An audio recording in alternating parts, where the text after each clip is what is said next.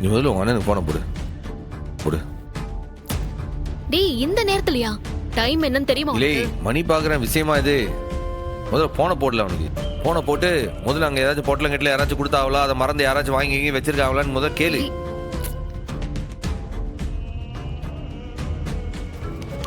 மாமா மாமா மாமா இந்தாங்க போன். என்ன ஆச்சு இப்ப? ஐயோ போன் எடுத்து பேசுங்க அவ்வளவுதான்.